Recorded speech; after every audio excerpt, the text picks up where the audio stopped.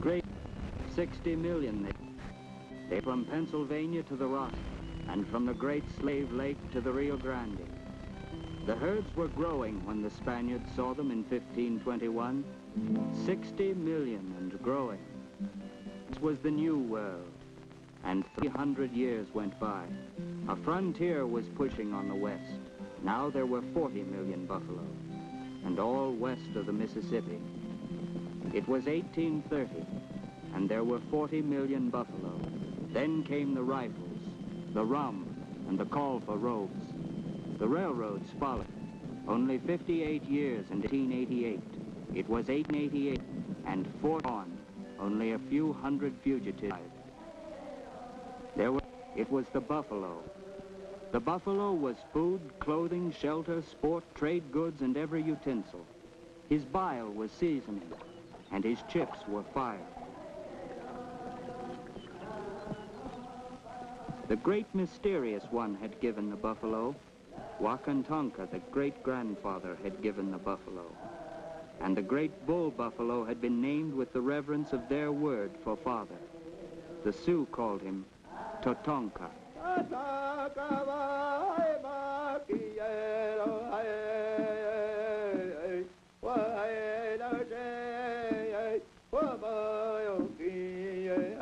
To the Indian, Tahtonka was part of the unbroken hoop of the world.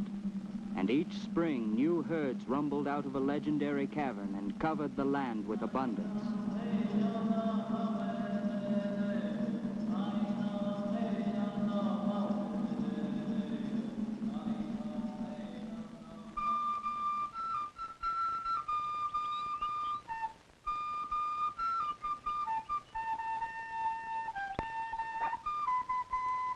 With the wind swept the voice they shared.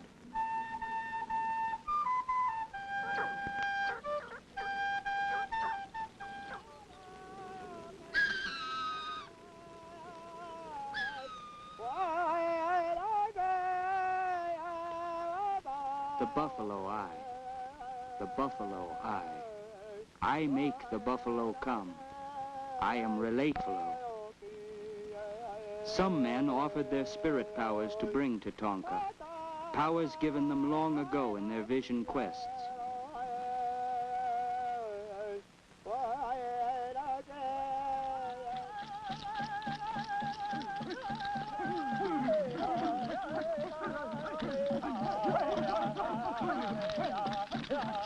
And the Buffalo Society danced.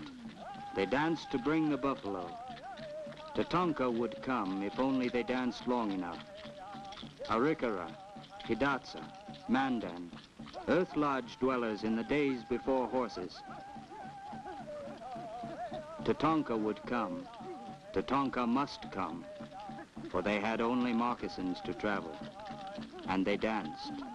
They danced through days and nights.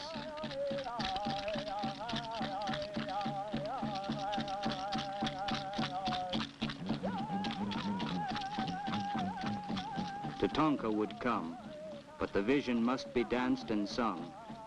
Tahtonka would come, and they danced the vision of the food.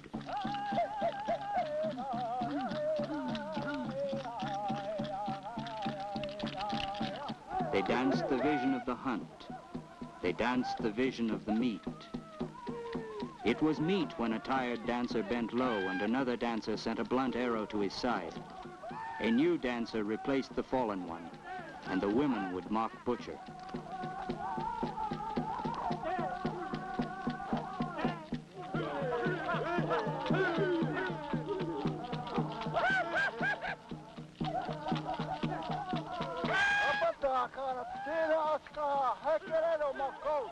And Tahtonka came. A scout sent the sign.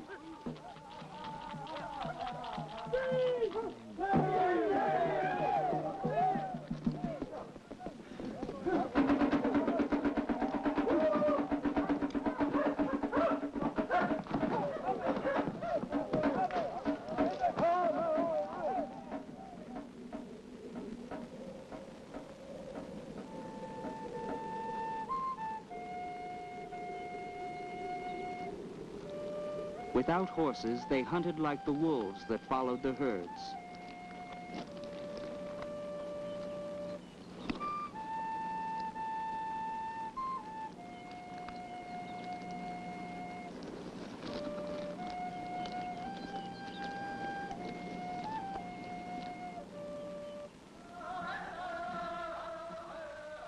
And there was meat, and there was sharing, and there was joy, and there was gratitude.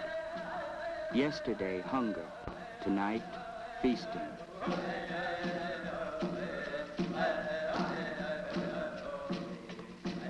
The chiefs and good hunters brought meat to the lodges of the needy.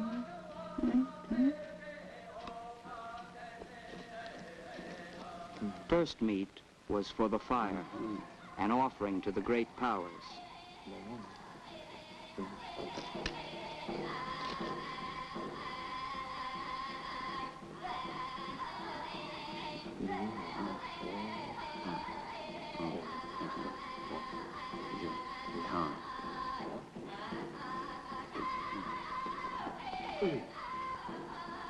The host waits and makes tobacco while the others eat. It is their way.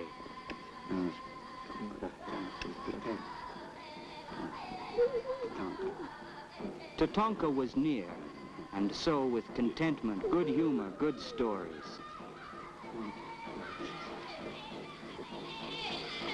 Tahtonka was near, and in his belly boiled a stew.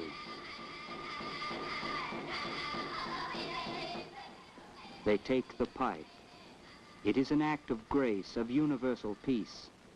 The earth, the sun, and all directions, they are one.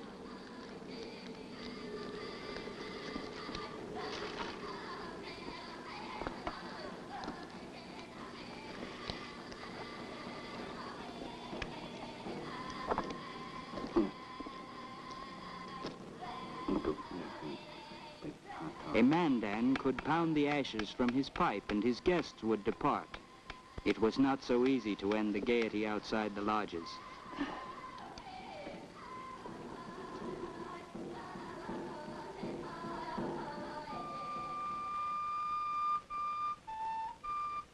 Morning brings a day of labor. It is a woman's work. The men are gone to hunt. The hides are scraped with stone and horn.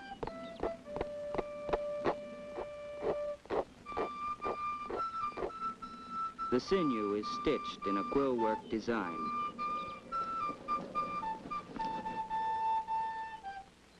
The jerky is stripped and dried. The hunters are gone, and the women labor.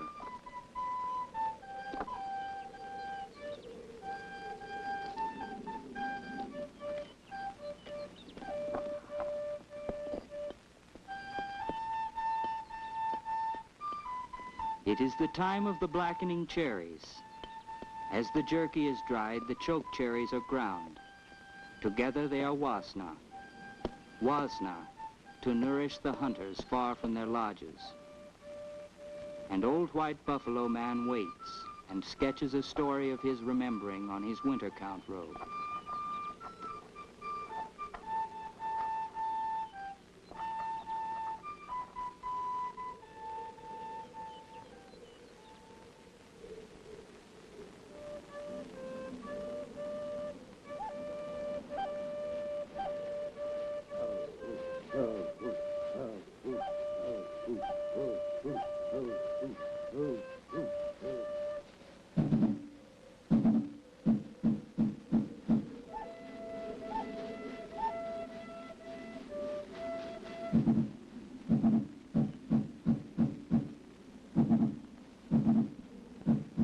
The hunter has joined the hunted.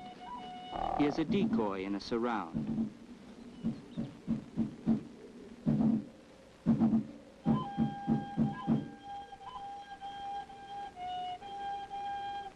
The decoy charms the herd leader and edges toward the cliff.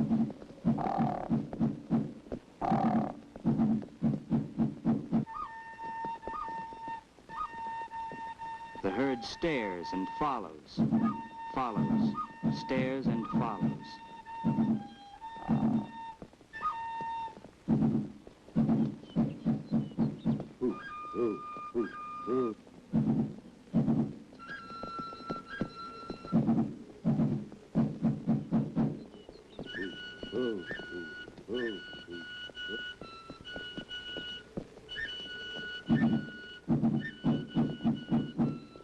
Suddenly, it is surrounded by secret blinds and chasers.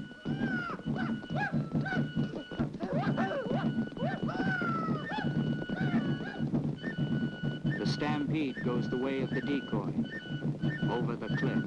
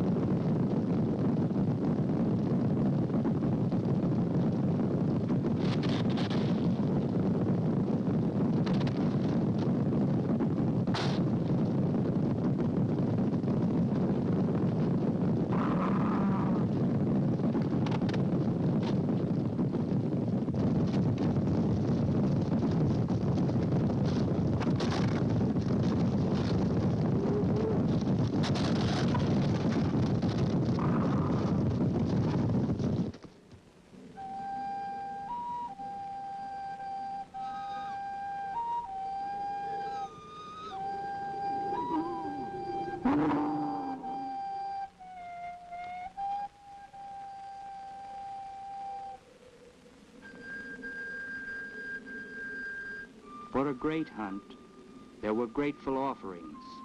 A voice and a robe of the finest quill work were sent to stay with the winds, with the earth, with the sun.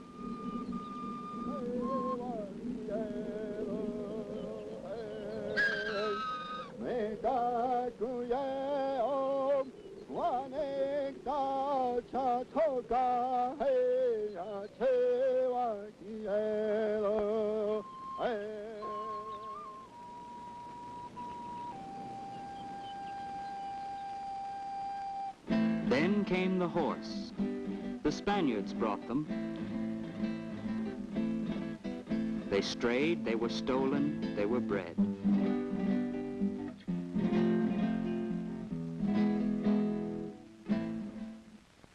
Till at last the Plains Indian was the finest horseman in the world. Now he followed the unpredictable herds.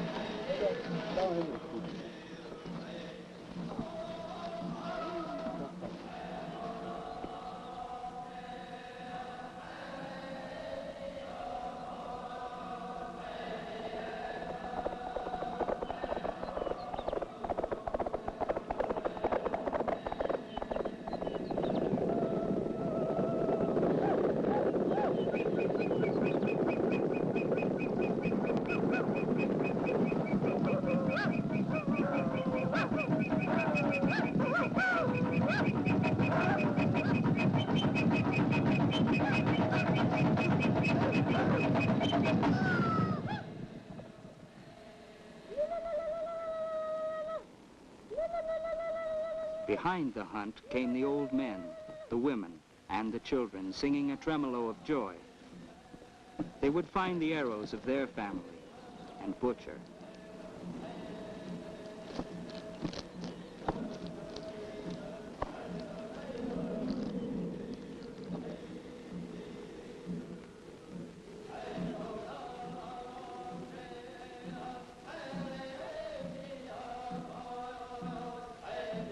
Fresh liver was a delicacy at the end of a hunt, and the juicy entrails might please the young ones.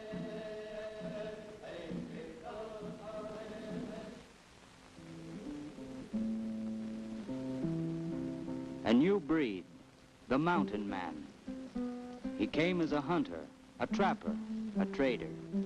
He lived on the land, same as the Indians. Sometimes he lived with the Indians. Buffalo and furs were his game and trade, the trade his rendezvous. amount $10 a robe. It was a fair shake. For the Indian, 10 cents worth of watered-down whiskey might be an even trade.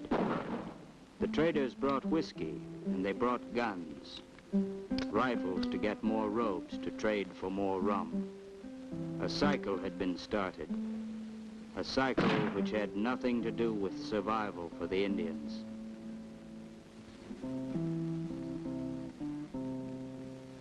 Soon the hides began to pour down the Missouri River to St. Louis, and soon the railroads came.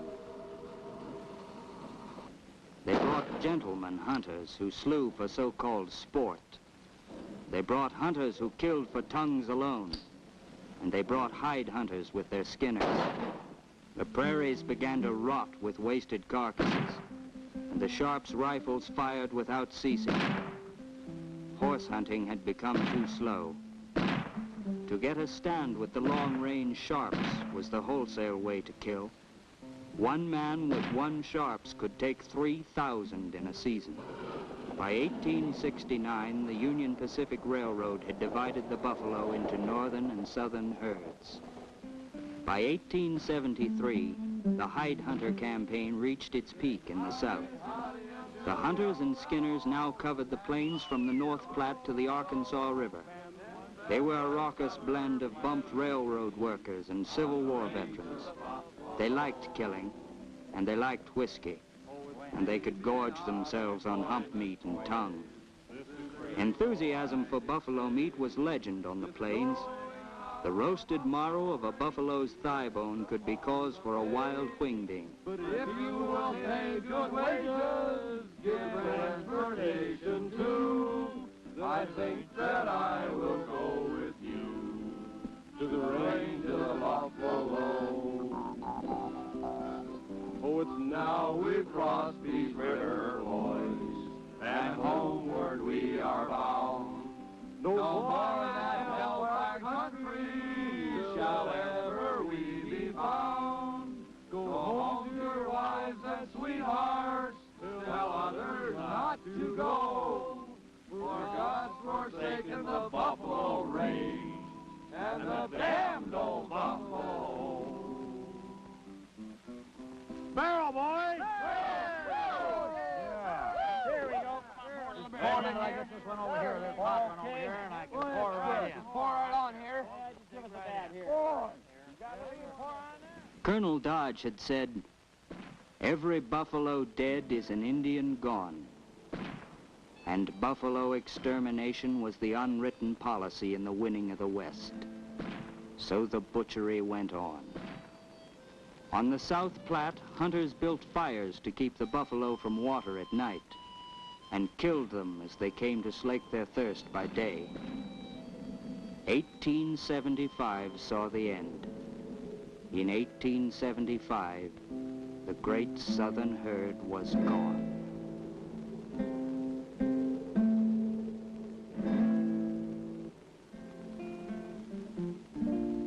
There were still great herds in the north. By 1882, the Northern Pacific Railroad was built, and 5,000 hunters and skinners were emptying the northern range. Sitting Bull led his people on their last hunt in 1883. Between the Black Hills and Bismarck, they killed 1,200 buffalo in 2 days. It was the last free herd anyone ever saw.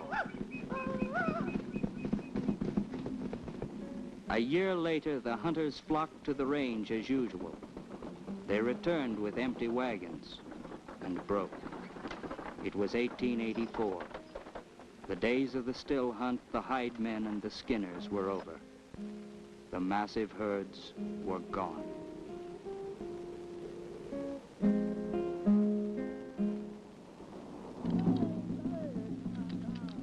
For the Indian, the end of the buffalo meant starvation and disease. Still, he could invoke the mysterious powers of Tahtonka for healing. The people still lived on the desperate hope that Tahtonka would return. And for those who lived on hope alone, the medicine men became the new leaders.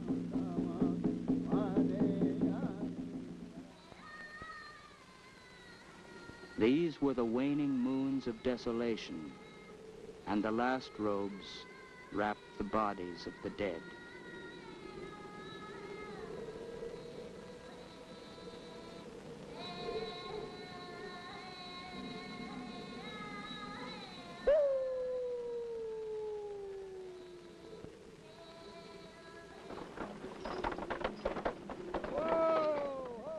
Now a resurrection of bones was clearing the prairie. The supply wagons going south from Dodge City returned to the railroads with bones for the fertilizer and carbon works. Now unemployed hunters, drought-stricken sodbusters, and starving Indians became bone pickers. The bones of 100 buffalo might bring $10. The bone-scattered sod was the tragic graveyard of independence for the Plains Indian. Now he came to the reservations. The bright fires of strong leaders were fading. Wolf Road, Dull Night, Kills Buffalo, Little Wolf, Gall, High Bear, Spotted Tail, Tahtonka, Red Shirt, American Horse, Red Cloud.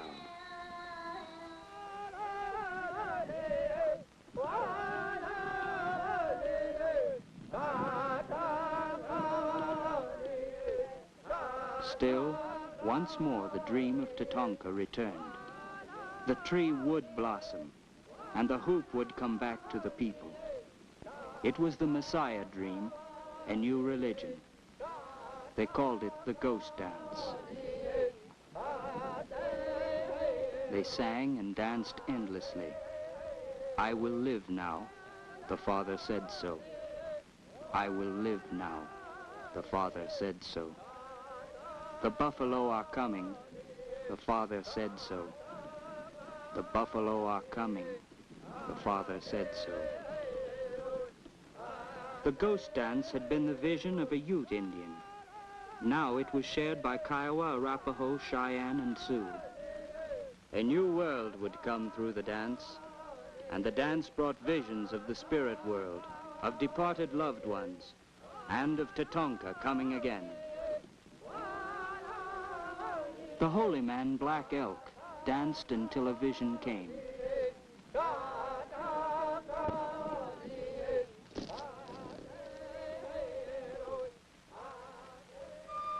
His vision took him to the spirit world, where he was given a holy shirt to bring to his people.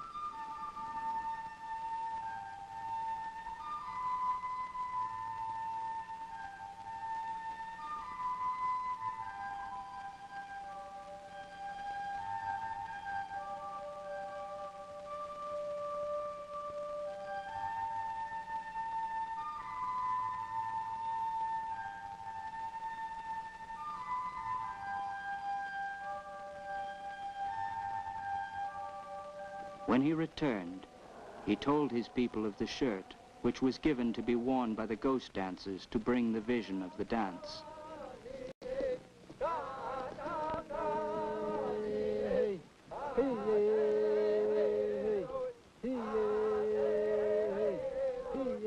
Soon the ghost dancers were wearing the shirt, and soon they believed the ghost shirt would shed the bullets of the white man.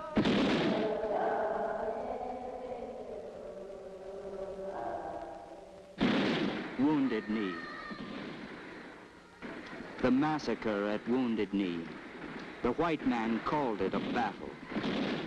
It was a massacre. Fear that the ghost dancers meant to rise against the government brought Chief Bigfoot's band to surrender. Surrendered, hungry, sick. They were being disarmed. Then a frightful moment of disturbance, and the nervous, rapid-fire Hotchkiss guns were loosed on all the people.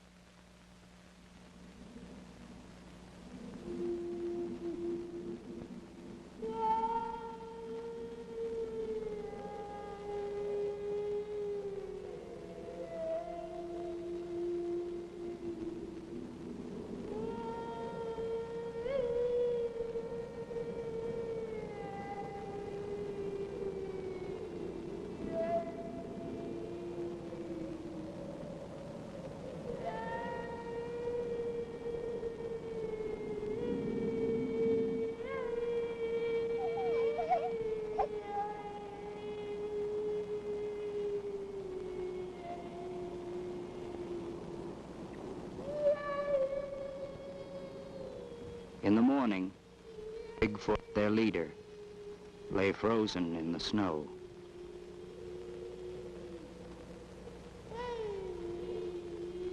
The wagon men loaded their bodies and put them in a common grave.